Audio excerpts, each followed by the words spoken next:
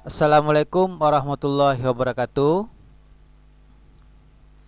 Ya, kali ini saya akan menjelaskan bagaimana cara menggunakan aplikasi rapor khusus untuk Raudatul Atfal. Baik, silahkan diperhatikan layar yang ada di depan. Saya akan jelaskan mengenai bagaimana cara menggunakan aplikasi ini. Jadi aplikasi rapor itu sudah saya buat untuk jangka waktu 1 tahun, yakni semester ganjil dan semester genap. Ini bisa kita lihat. Ini adalah area semester ganjil dan ini adalah area semester genap. Nah, karena sebentar lagi kita akan mulai membuat rapor untuk penilaian untuk anak-anak kita untuk di bulan Desember nanti, maka sekarang kita sudah harus persiapan bagaimana cara untuk mengisi aplikasi ini ya Bun ya. Nah, aplikasi rapor yang saya buat ini itu terbagi menjadi tiga bagian pembelajaran, yaitu pelajaran dari intrakurikuler dan ekstrakurikuler. Kemudian yang ketiga adalah rapor P5. Nah, di sini bisa kita lihat yang saya arahkan dengan penunjuk mouse ini. Rapor ini untuk intrakurikuler dan ekstrakurikuler ini saya satukan. Kemudian untuk P5 dan PPRA-nya ini saya pisahkan. Baik, kita akan coba bagaimana cara kerjanya.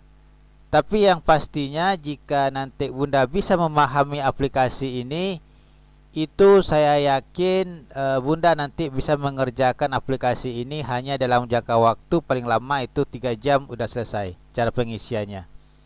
Nah, apa saja langkahnya? Yang pertama yang jelas kita harus menginput data sekolah dulu yang ini, ya Bun ya. Nah, seperti ini. Ini nanti datanya kita lengkapi semuanya. Setelah kita lengkapi, kemudian kita kembali ke home. Ya, dengan klik tombol home yang di sini. Nah, terus setelah itu nanti kita lanjutkan dengan input data peserta didik di sini. Ini kita klik seperti ini. Ini nanti kita isi, ya, kita isi nama peserta didik. Kemudian lanjutkan dengan nomor induk siswa nasional atau nomor induk peserta didik. Lanjutkan dengan tempat tanggal lahir. Jenis kelamin, nanti untuk jenis kelamin ini kita tinggal prosesnya begini Bun, tinggal kita klik laki-laki atau perempuan. Jadi kalau yang seperti ini nih artinya kita klik. Tapi kalau nggak muncul seperti, nah ini muncul juga Bun ya, berarti ini kita pilih. Nah, kalau nggak muncul seperti ini, nggak ada kombonya di sini, berarti ini kita ketik. Nah, terus kita lanjutkan nanti dengan pengisian alamat peserta didik. Lanjutkan dengan nama orang tua, ayah, ibu. Lanjutkan dengan pekerjaan orang tua, ayah, ibu. Kemudian teruskan lagi untuk alamat jalan, alamat orang tua, desa, kelurahan, kecamatan. Nah, ini untuk yang wali murid ini kita kosongkan, ya, kita kosongkan. Dan kapan kita isi? Kita isi apabila peserta didik kita itu tinggalnya bukan dengan orang tuanya, tapi dengan selain dari orang tuanya, misalnya dengan kakaknya atau dengan orang lain atau dengan neneknya ya, atau dengan wali-wali yang lain. Nah, ini kita isi. Tapi kalau seandainya masih tinggal dengan orang tuanya, masih bersama dengan orang tuanya, maka yang wali murid ini kita abaikan saja. Setelah itu kita lanjutkan data yang kedua nih kita masukkan. Nah, di sini saya sudah menyediakan kolomnya sebanyak maksud saya barisnya 20 baris. Artinya 20 anak. Nah, tapi di sini dianjurkan biasanya kalau kita sesuai dengan akreditasinya itu kan maksimal untuk kelompok umur 5-6 tahun itu kan maksimal 15 anak. Jadi biasanya itu ke 15 anaknya ya cukup sampai 15. Nah, bagaimana seandainya kalau anak kita itu ada 22 orang? Ya, caranya aplikasi ini sebelum kita gunakan harus kita copy 2, kemudian nanti kita bagi lagi menjadi yang satu itu sekitar 10 anak, yang satu itu 12 anak. Nah, begitu Bun ya. Nah, jadi sesuai dengan standar akreditasinya begitu. Jadi jumlah anak maksimal itu sudah saya sesuaikan. Di sini saya buat 20 ini hanya sebagai untuk jaga-jaga saja. Mana tahu ada yang jumlah satu kelasnya itu ada lebih daripada 15 anak. Nah, kemudian setelah itu di sini kita bisa lihat tanggal penilaian ini wajib diisi. Tanggal penilaian ini adalah nanti kapan kita menyerahkan rapor ke peserta didik kita. Ya, misalnya menyerahkan rapor itu di tanggal 20 Desember 2024. Ini hanya sekedar bayangan aja, silahkan nanti diganti jika ada perubahan. Baik, sekarang kita klik home kembali lagi. Terus selanjutnya apa yang kita lakukan yaitu mulai mengisi rapor untuk intrakurikuler yang terdiri dari nilai agama dan budi pekerti, jati diri, kemudian literasi dan STEM. Kita mulai dari sini dulu.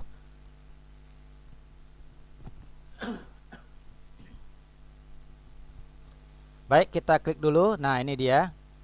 Ini sudah saya bantu isikan. Ya, jadi ini ada 3 bagian yang harus kita isi. Yang pertama tentang pembelajaran yang dikuasai, ya, atau yang dipelajari. Nah, kira-kira pencapaian anak selama 1 semester itu dikuasainya apa-apa saja. Ini kita sampaikan di sini, ya Bun ya. Nah, ini dia. Ini contohnya bisa kita lihat.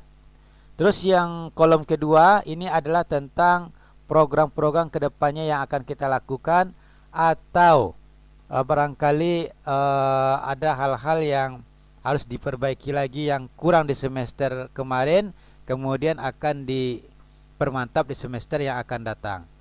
Terus yang ini adalah saran atau tip apa yang harus dilakukan oleh orang tuanya. Ini adalah guru yang menyampaikan ke orang tua peserta didik apa yang harus dilakukan di rumah untuk anaknya. Nah, ini sudah saya buat. Ini nanti silakan dirubah saja sedikit-sedikit Bun ya. Silakan rubah sedikit supaya ada sedikit perbedaan penilaiannya. Jadi nggak ada yang sama nilainya nanti. Terus kita lanjutkan lagi, klik home. Terus lanjutkan jati diri. Jati diri hampir sama seperti tadi, ya ini. Nah, ini jati diri. Ya, seperti ini sama. Kemudian lanjutkan dengan klik home. Kalau udah selesai, ini kita lanjutkan dengan literasi. Jadi ini saya terangkan dengan waktu yang singkat aja Bun ya, artinya dengan durasi yang pendek aja supaya nanti lebih memahaminya lagi. Mungkin kita akan bisa melakukan BIMTEK selanjutnya. Nah, ini saya cuman menjelaskan aja apa saja yang harus kita isi di sini. Terus selanjutnya setelah ini selesai, kemudian kita mulai dengan mengisi kegiatan ekstra. Ini dia kegiatan ekstranya, ada tahsin, ada tahfiz, ada bahasa Arab, kemudian ada kaligrafi. Nah, ini bisa disesuaikan dengan sekolahnya masing-masing. Nah, terus penilaian deskripsinya ini macam-macam. Ada yang boleh langsung dengan narasi langsung, penilaian langsung ke anak, atau boleh dengan pemilihan, umpamanya sudah baik, sangat baik, atau belum cukup dan segala macamnya. Jadi ini tinggal bagaimana kebijaksanaan sekolah dalam pengisian penilaian untuk yang bagian ini. Baik, setelah kita isi ini nanti kita lanjutkan dengan klik home. Lanjut kita ini prestasi ya. Kita lanjut dengan prestasi di sini.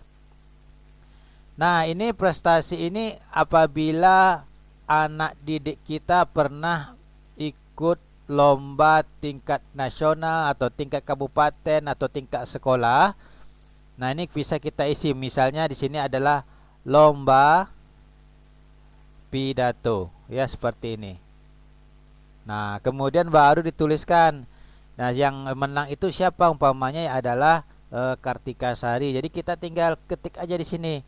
Umpamanya juara 1 lomba pidato tingkat nasional, atau juara 2 lomba pidato tingkat kabupaten atau antar sekolah dan segala macamnya. Ya, ini contoh.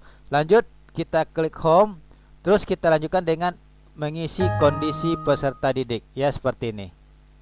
Nah, nih ya pengisiannya nanti ya Bun ya, ini nggak boleh umpamanya 120 cm, jangan diketik 120 cm, tapi ketiknya adalah 120 saja yang seperti ini ya, kemudian enter.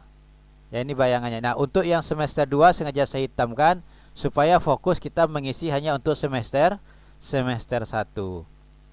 Lanjut, setelah itu baru kita mengisi absensi. Jadi absensi yang kita isi harian tersebut direkap, dimasukkan ke dalam aplikasi ini. Misalnya di bulan Juli sakitnya umpamanya ada 3, ketik 3 ya. Ada 2, ada 3. Nah, nanti total semuanya ada di sini. Nah, setelah selesai lanjutkan dengan klik home. Dah. Nah, untuk yang rapor intra dan ekstra ini sudah bisa kita print. Ya, udah bisa kita print. Caranya sebelum kita print dulu covernya, Bun. Kita klik cover. Ini kita print dulu. Nah, sebelum kita print ini kita ganti logonya. Bagaimana cara mengganti logo? Lihat di sini. Cara memasukkan logo udah saya tunjukkan caranya. Kita buka dulu kuncinya ini. Ini kan terkunci, Bun. Ya, terkunci. Ini kalau kita ketik sembarangan munculnya seperti ini. Ya. Jadi ini kita klik dulu unprotected di sini. Kita klik unprotected. Kemudian masukkan kodenya angka 1. Ya, seperti ini. Kemudian kita klik OK. Nah, terbuka kan? Setelah terbuka, udah berubah menjadi protected.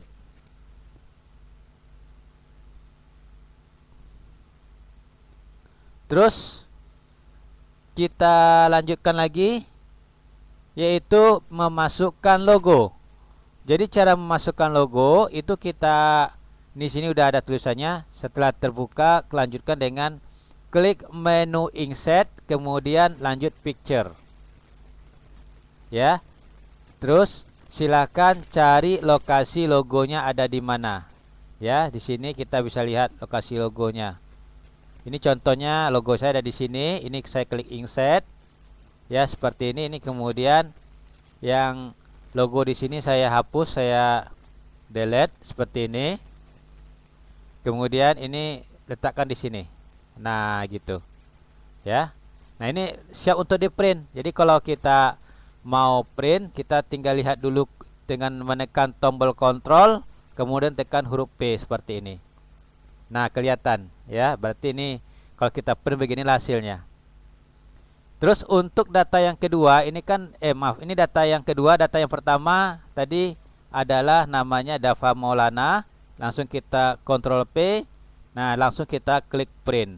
Dah, ini selesai untuk covernya. Untuk data yang kedua, kita tinggal klik angka 2, kemudian berubah menjadi Kartika Sari. Ini juga kita kontrol P, langsung kita print. Nah, demikian selanjutnya sampai selesai.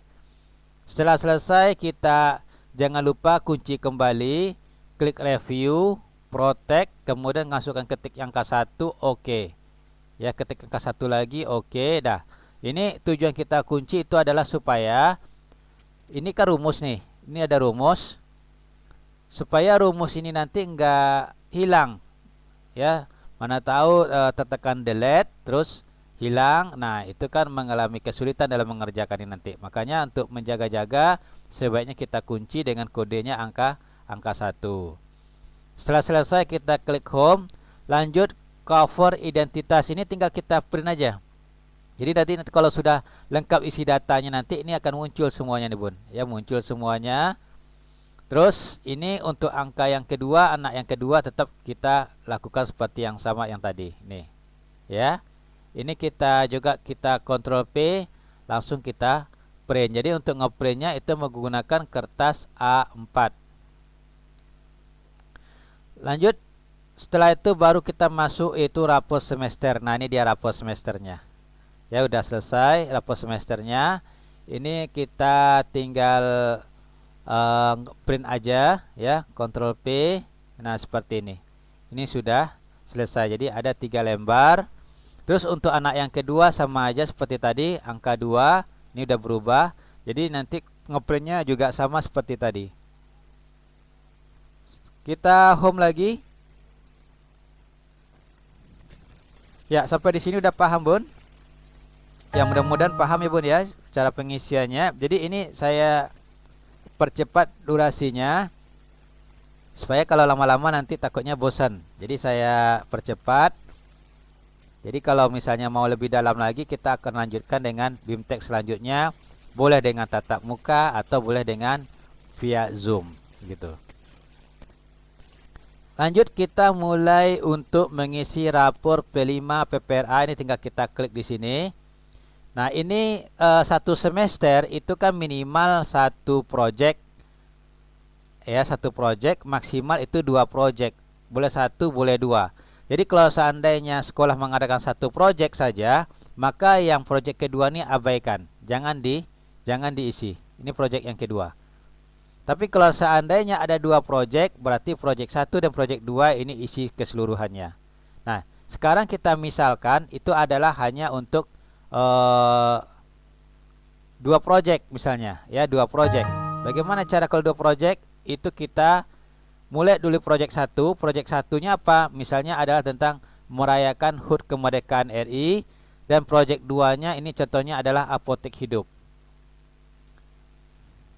Nah, kita fokus dulu untuk project 1. Di project 1 ini saya contohkan projectnya adalah merayakan HUT kemerdekaan RI. Deskripsinya ini menjelaskan mengenai mengapa kita mengambil project tentang HUT kemerdekaan RI. Jadi ini kita jelaskan di sini dalam bentuk deskripsinya. Kemudian setelah itu kita jelaskan lagi dalam bentuk elemennya di sini. Ini ada 6 elemen. Kita tinggal pilih, ya, kira-kira untuk yang project ini elemennya apa-apa saja, dimensinya apa-apa saja. Tapi di sini saya akan masukkan ke 6 dimensinya. Ya, ini kita klik di sini. Nah, ini misalnya yang pertama adalah beriman bertakwa kepada Allah Subhanahu wa taala. Ini kita tinggal klik di sini, elemennya adalah akhlak kepada negara. Contohnya ini adalah sub elemennya, kita tinggal pilih salah satunya, maka nanti di sini akan muncul capaian fasenya, yaitu mengenal hak dan tanggung jawab di rumah dan sekolah serta kaitannya dengan keimanan kepada Allah Subhanahu wa taala. Lanjut dimensi yang kedua misalnya, ya, kita ambil di sini, ini boleh diganti-ganti. Misalnya bernalar kritis. Ini kita tinggal klik di sini. Nah, ini ya. Kemudian kita klik seperti ini, kita pilih. Ya, nah maka nanti di sini akan berubah sendiri. Terus lanjutkan lagi, dimensinya apa-apa saja kita tinggal pilih dan kita akan sesuaikan di sini. Ya, nah ini dia. Jadi ketika kita melakukan kegiatan project mengenai merayakan HUT kemerdekaan RI ini, kira-kiranya dimensinya apa-apa saja. Nah, di sini kita bisa menjelaskan lagi, ya, apa-apa saja yang di dalam dimensi benar kritis itu apa-apa saja, maka diselesaikan dalam bentuk capaian fase PAUD-nya di sini. Nah, gitu ya Bun ya. Lanjut kita klik kembali lagi. Terus lanjutkan dengan penilaian. Nah, di sini yang kita pilih tadi itu ada di sini nanti. Nah, ini yang kita nilai itu di sini. Terus baru kita mulai BB, MB, BSH dan SB. Ini kita tinggal, ini saya coba hapus dulu. Nah, misalnya penilaian yang pertama itu kita mulai dari BSH. Kita ketik V aja huruf besar. Nah, ini MB. Ini BSH. BSH, BSH, dan BSH. Nah, apa itu BB, MB, BSH, dan SB? Kita bisa lihat di bawahnya, ini sudah saya jelaskan. Nah, di sini. Nah, setelah kita isi yang ini, kemudian kita lanjutkan lagi, klik kembali, kemudian mulai dengan project PPRA-nya seperti ini. Nah, ini dia Bun ya. Ini sebetulnya kosong nih di sini nih, kosong seperti ini. Jadi kira-kira di dalam konteks project tadi apa-apa saja kandungan di dalam penilaiannya. Di sini kita bisa lihat ada 10 PPRA yang diambil di sini, yang dilihatkan itu ada 1, 2, 3, 4, 5, 6, 7, 8 sampai 10. Kita pilih umpamanya di sini ada mengandung tentang berkeadaban. Ini kita ketik angka 1 di sini. Ya. Nah, nanti akan muncul seperti ini, kemudian dijelaskan apa itu berkeadaban, maka ditunjuk anak-anak menunjukkan sikap sopan santun kepada siapapun, menghormati dan menghargai yang lebih tua serta menyayangi yang lebih muda. Jadi kalau seperti ini nanti ya Bun ya, itu peserta didik kita, maksud saya orang tua peserta didik itu paham dia, ya, berkeadaban itu apa. Nah, di sini dijelaskan. Kemudian keteladanan itu apa? Nah, di sini sudah dijelaskan. Umpamanya keteladanan itu apa? Kita ketik 2 di sini. Nah, seperti ini. Ananda mampu mengambil inisiatif mengajak dan mendorong teman dalam kebaikan. Nah, ini dia ya Bun ya. Jadi untuk menilai ini, kalau yang saya buat dengan versi yang seperti ini supaya P5-nya lebih tajam, lebih jelas dalam penilaiannya. Oke, sekarang kita lanjutkan lagi. Umpamanya nomor 7 seperti ini, kita ambil nomor 8. Lanjut kita ambil nomor 9. Terus kita ambil nomor, boleh di apa namanya itu, diacak boleh. Kita ambil nomor 4 umpamanya, ya, seperti ini. Dia akan muncul. Nah, setelah itu baru kita lanjutkan dengan penilaiannya di sini. Ini dia penilaiannya. Sama dengan yang kita lakukan di P5 tadi. Nah, setelah selesai kita klik kembali. Dah. Nah, ini dah selesai. Kemudian kita mulai dengan project 2-nya. Seperti ini. Adalah apotek hidup. Kita jelaskan mengapa harus apotek hidup yang kita ambil sebagai project. Harus dijelaskan di sini, Bun. Nah, seperti ini. Setelah kita tahu ya seperti ini kita klik dulu. Nah, berubah. Terus kita kembali lagi. Setelah kembali, kemudian kita mulai mengisi yang tadi. Nah, ini kita tinggal isi. Setelah kita isi, lanjutkan dengan projectnya. Ini kita lanjutkan dengan projectnya. Ini tadi kita memilih, ini saya isikan langsung. Terus lanjutkan dengan penilaiannya. Nah, gitu. Jadi project dulu kita pilihkan, kemudian lanjutkan dengan penilaiannya. Setelah selesai baru kita lanjutkan dengan catatan proses di sini. Ya, catatan prosesnya project P1 tadi merayakan HUT kemerdekaan RI. Di sini udah jelaskan, yaitu Ananda mengerjakan project ini. Ya, Ananda aktif melibatkan diri dengan memberikan usulan. Ini kita ketik. Ya Bun, kita ketik, ini boleh di copy begini. Kalau misalnya sama kita copy, atau nanti kita tinggal ganti-ganti sedikit aja. Nah, untuk apotek hidup itu tentu Bunda yang lebih tahu tentang pilihan anaknya. Silakan Bunda lanjutkan nanti tentang proses Ananda dalam kegiatan P5 ini. Baik, sekarang kita kembali. Nah, ini ya Bun ya. Ini nanti jangan lupa apabila nanti sama prosesnya, nanti tinggal di copy aja seperti tadi. Ya, di copy banyak. Langsung di copy, tarik di sini kopinya seperti ini. Ini saya ulangi lagi ya Bun ya. Nah, ini kita ambil di sini, kita tarik aja ke bawah. Ini udah sama kopinya. Nah, biasanya kan nilainya beda-beda sedikit tuh. Jadi kalau mau dengan nilai yang berbeda ya tinggal di copy, kemudian tinggal diedit lagi.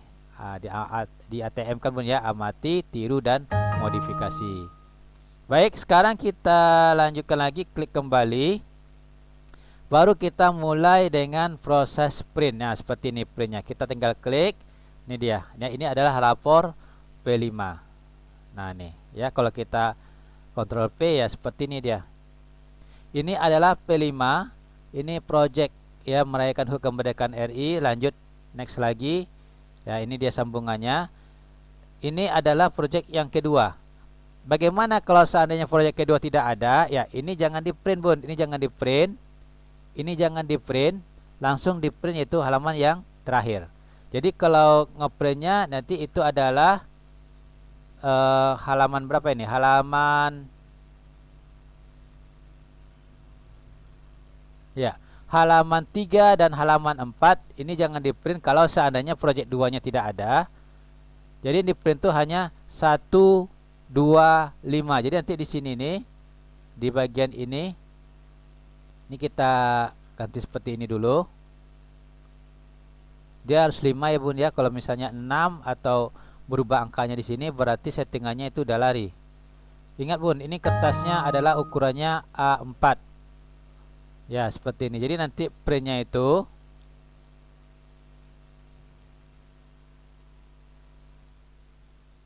ya seperti ini printnya.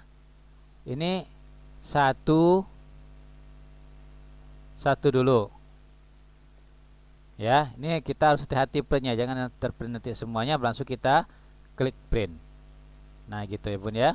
Nanti yang kedua gitu juga, atau boleh juga sini 1 to 2, maaf 1 to 2 ya, berarti halaman 1 dan halaman 2.